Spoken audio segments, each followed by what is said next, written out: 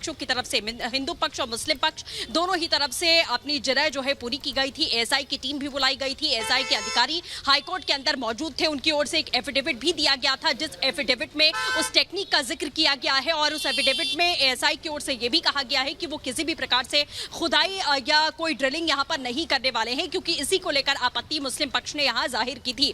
और कोर्ट की ओर से वाराणसी से एएसआई अधिकारी को बुलाया जाता है और उनसे पूछा जाता है कि आप किस टेक्निक से सर्वे करने वाले हैं, क्योंकि बड़े आरोप लगाए जा रहे थे मुस्लिम पक्ष की ओर से कि पहले दिन जब एएसआई की टीम ज्ञानव्यापी परिसर में दाखिल हुई थी, 5 घंटे का सर्वे उन्होंने किया था। उसके बाद सुप्रीम कोर्ट से इसका ऑर्डर आ गया था। बिल्कुल सृष्टि, और लगातार आपसे अपडेट लेते रहेंगे। हमारे सहयोगी अखिलेश इस समय हमारे साथ जुड़े हुए हैं, उनके पास क्या अपडेट है? अखिलेश बताइए।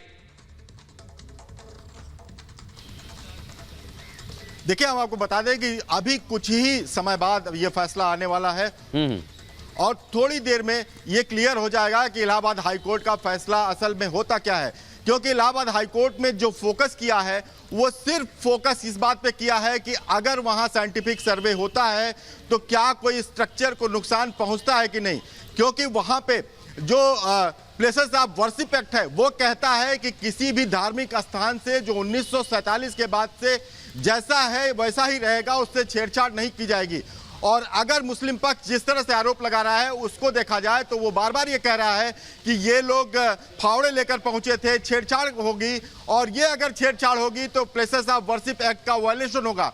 यही बात लगातार हाईकोर्ट के चीफ जस्टिस जानना चाहते थे कि क्या ये साइंटिफिक सर्वे में कोई छेड़छाड़ तो नहीं होगी, कहीं खुदाई तो नहीं होगी। लेकिन एएसआई ने साफ तौर पे कहा कि हम कानपुर के आईआईटी कानपुर के जो विशेषज्ञ हैं उनके जरिए हम ये सर्वे करेंगे, जिसमें कोई खुदाई का काम नहीं होगा, आधुनिक यंत्रों के जरिए किया जाएगा और उसमें किसी तरह की कोई भी नुकसान की गुंजाइश ही नहीं है। इसके बाद ये फैसला सुरक्षित होता है और अब आज उम्मीद की जा रही है कि अगर हाईकोर्ट फैसला देता है तो उसमें डिटेल में क्या बातें कहता है, क्या अगर वो अलाउ करता है जैसा कि बनारस की जिला कोर्ट ने किया था, तो ये भी बताएगा कि किस किस एरिया में कहां कहां सर्वे होगा, उसमें कोई भी खुदाई नहीं होगी, किसी भी ऐसे हथियार का प्रयोग नहीं होगा, औजार का प्रयोग नहीं होगा जो कि वहां के किसी भी। बिल्कुल अखिलेश जी, बहुत ही महत्वपूर्ण बात आप कर रहे हैं। यहाँ पर अनामिका के पास हम चलते हैं जो कि बनारस में है इस वक्त मौजूद। अनामिका, आधुनिक यंत्रों का इस्तेमाल किया जाएगा, एएसआई ने इसी तरह की बातें रखी थी कोर्ट के समक्ष। अब ऐसे में देखना होगा कि कोर्ट की तरफ से इजाजत मिलती है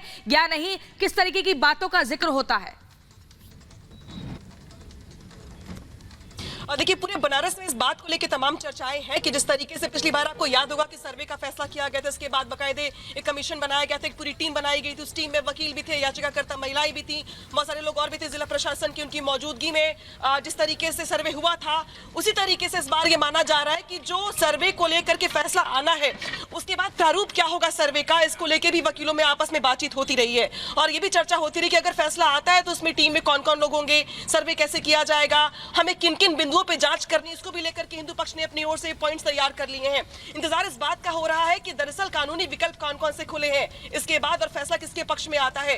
कल मेरी मुस्लिम पक्ष से भी बात हो रही थी, उनका भी ये कहना था कि हम इंतजार कर रहे हैं फैसले का, फैसला अगर हमारे खिलाफ जाता है तो हम सुप्रीम कोर्ट जाएंगे, अगर पक्ष में आता है तो फिर देखने वाली बात होगी कि आगे स्ट्रेटेजी क्या बनती है। हालांकि जो हिंदू पक्ष के वकील है बार बार ये कह रहे कि शिव ही सत्य है, हमने हाई कोर्ट में तमाम साक्ष्य सबूत पेश किए हैं जो पिछली बार सर्वे में हमें मिले थे और बाकायदे उन साक्ष्यों को लेकर के यहाँ पे बुकलेट छपवाई गई है।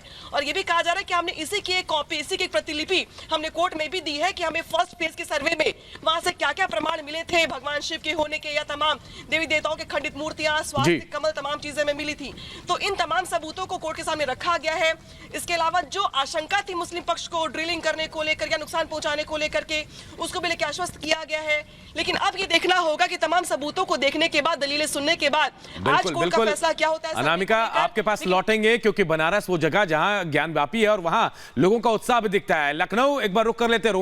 लोमस हमारे सहयोगी वहां से जुड़े। लोमस, अगर जो भी फैसला हो सर्वे के पक्ष में या फिर उसके पक्ष में नहीं हो, वहीं से तय होगा लखनऊ से क्या आदेश जारी करना है, वहां क्या तैयारी है?